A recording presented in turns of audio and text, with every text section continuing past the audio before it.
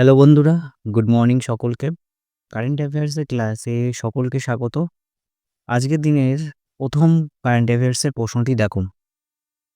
পা পারমিকুলাম্ব Parambikulam tiger reserve is located in which state? দেখো, পারাম্বিকুলাম টাইগার রিজার্ভ এটা কোন রাজ্যে অবস্থিত? 4টে অপশন আছে: কর্ণাটক, কেরালা, তামিলনাড়ু নাকি মহারাষ্ট্রে। এই যে তোমরা দেখতে পাচ্ছ পারাম্বিকুলাম টাইগার রিজার্ভ, এই সঠিক উত্তর হবে কেরালা। কেরালায় কিন্তু এই পারাম্বিকুলাম টাইগার রিজার্ভ এইটা অবস্থিত। ডিটেলসে দেখো, এই যে পারাম্বিকুলাম টাইগার রিজার্ভ বন বিভাগের একটি প্রাণী যে কাউন্ট হয়েছে, 15টি নতুন প্রজাতির প্রাণীর সন্ধান পাওয়া গেছে। 15টি নতুন প্রজাতির প্রাণীর সন্ধান পাওয়া গেছে কেরালাতে অবস্থিত এই পারাম্বিকুলাম টাইগার রিজার্ভে। এই রিজার্ভটি কেরালায় পালকাদ এবং ত্রিশূর জেলার অবস্থিত।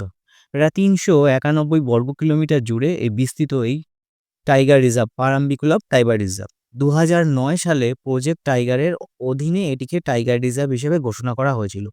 প্রজেক্ট টাইগার কিন্তু 1973 সালে হয়েছিল, আর 2009 সালে এই পারাম্বিকুলামকে টাইগার রিজার্ভ হিসেবে ঘোষণা করা হয়েছে। ঠিক আছে, পরের কারেন্ট অ্যাফেয়ার্স দেখো। Javelin anti tank javelin anti tank guided missile has been developed by which country?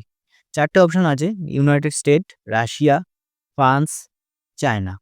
দেখো, এই যে তোমরা মিসাইলটা দেখতে পাচ্ছ, এটা হচ্ছে javelin anti tank guidance missile. এটি কোন দেশ তৈরি করেছে? সঠিক উত্তর হচ্ছে ইউনাইটেড স্টেট বা মার্কিন যুক্তরাষ্ট্র। দেখো, ভারত এবং মার্কিন যুক্তরাষ্ট্র ভারতের প্রতিরক্ষা প্রয়োজনের জন্য এই javelin anti tank guided missile কিন্তু তৈরি করেছে। যৌথভাবে এই উৎপাদনের পরিকল্পনা করেছে, কিন্তু পরিকল্পনা হয়েছে। জ্যাভলিন কি? জ্যাভলিন হলো একটি মানুষ বহনযোগ্য আগুন এবং ভুলে যাওয়া ক্ষেপণাস্ত্র, যা ভারী যান ধ্বংস করতে সক্ষম। ঠিক আছে। তাই এই যে তোমরা ছবিতে দেখতে পাচ্ছ javelin anti tank guided missile, Bharat এবং মার্কিন যুক্তরাষ্ট্র বা ইউনাইটেড স্টেটস এরা যৌথভাবে কিন্তু এই অস্ত্রটাকে উৎপাদন করবে। পরের কারেন্ট অ্যাফেয়ার্স দেখো, এটি খুব গুরুত্বপূর্ণ। Which country has been placed under a state of emergency due to earthquake swarm? দেখো, 2025 সালে ফেব্রুয়ারি মাসে ভূমিকম্পের কারণে একটা দেশে জরুরি অবস্থা বা এমার্জেন্সি ঘোষণা করা হয়েছে। তোমাদের বলতে হবে কোন দেশ এই এমার্জেন্সি বা জরুরি অবস্থা ঘোষণা করেছে শুধুমাত্র ভূমিকম্পের জন্য। ফেব্রুয়ারিতে কিন্তু ঘোষণা হয়েছে। ঠিক আছে, 4টে অপশন: জাপান, গ্রিস, নেপাল নাকি ভারত। এখানে তোমরা সেই দেশের ম্যাপ দেখতে পাচ্ছ, বিভিন্ন জায়গায় যেখানে প্রচন্ড পরিমাণে আর্থকুইক সোয়াম হচ্ছে। আর্থকুইক সোয়াম মানে হচ্ছে জায়গায় জায়গায় আর্থকুইক দেখা যাচ্ছে। এখানে ম্যাপটা দেখতে পাচ্ছ, সেই আর্থকুইক এত পরিমাণে হয়েছে, সেই কারণে জরুরি অবস্থা কিন্তু ঘোষণা করা হয়েছে। সঠিক উত্তর হবে গ্রিস। এটা গ্রিসের ম্যাপ, এবং গ্রিসে এইসব জায়গাগুলো কিন্তু আর্থকুইক হয়েছে, ভূমিকম্প হয়েছে। ডিটেলসে দেখো, সমুদ্রের তলদেশে ভূমিকম্পের কারণে গ্রিসের সান্তোরিনি, আয়োস এবং আমারগোস, এই 3টে জায়গা, এখানে ম্যাপে কিন্তু অনেক কটা জায়গা আমি রেখেছি। এই যে সান্তোরিনি, হ্যাঁ, আয়োস এবং আমারগোস প্রভৃতিতে জরুরি অবস্থা ঘোষণা করেছে কিন্তু গ্রিস গভর্নমেন্ট। তীব্রতার একাধিক ভূমিকম্পর ঘটনা এবং ছোট ছোট এলাকায় দ্রুত আঘাত হানছে এবং এই ভূমিকম্পের এর ফলে প্রায় কয়েক সপ্তাহ ধরে বড় ধাক্কা এবং হাজারে হাজারে ছোট নিম্ন তীব্রতার ভূমিকম্প কিন্তু গ্রিসে হয়ে চলেছে। সেই জন্য গ্রিসে এই জন্য জরুরি অবস্থা ঘোষণা করা হয়েছে। পরের কারেন্ট অ্যাফেয়ার্স দেখো। Souparnika Souparnika river which was seen in news flow through which state?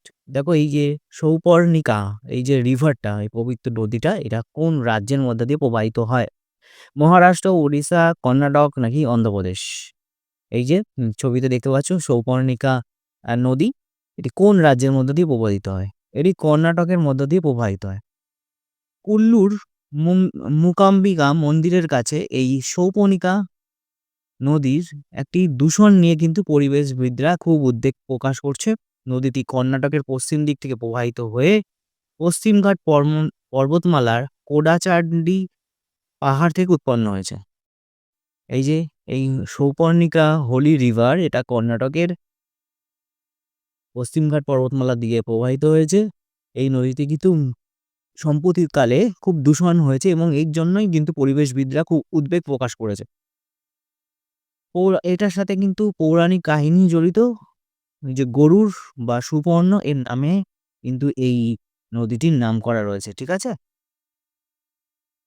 আজকের ক্লাসের শেষ প্রশ্ন দেখো, what is the primary objective of PMAAS যোজনা?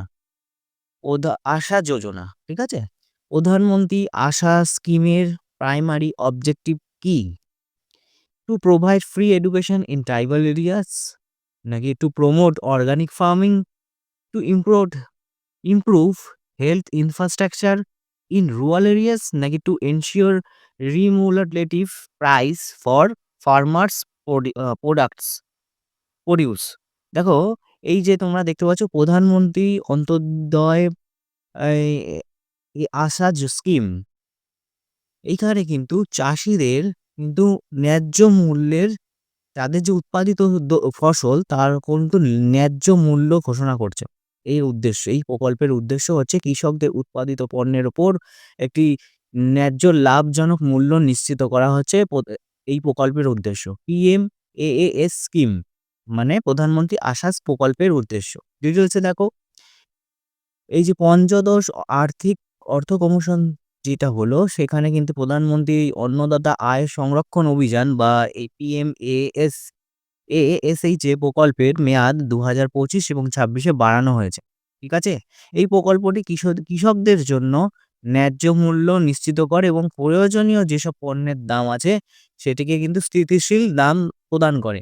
মূল্য সহায়তা প্রকল্পের অধীনে কেন্দ্রীয় সরকার নোডাল এজেন্সির মাধ্যমে ন্যূনতম সহায়ক মূল্যের ডাল, তৈলবীজ এবং এগুলো সংগ্রহ করবে কৃষকদের থেকে, যাতে তারা ন্যায্য মূল্যে জনকভাবে যাতে উৎপাদিত ফসল বিক্রি করতে পারে, সেই জন্য কিন্তু এই স্কিমটা PMAASH স্কিম। দেখো, এই ছিল আজকের দিনের 5টি গুরুত্বপূর্ণ কারেন্ট অ্যাফেয়ার্স। ভালো লাগলে অবশ্যই চ্যানেলটিকে সাবস্ক্রাইব করে নেবে এবং দেখা হচ্ছে পরের ভিডিওতে। আজকের জন্য টাটা।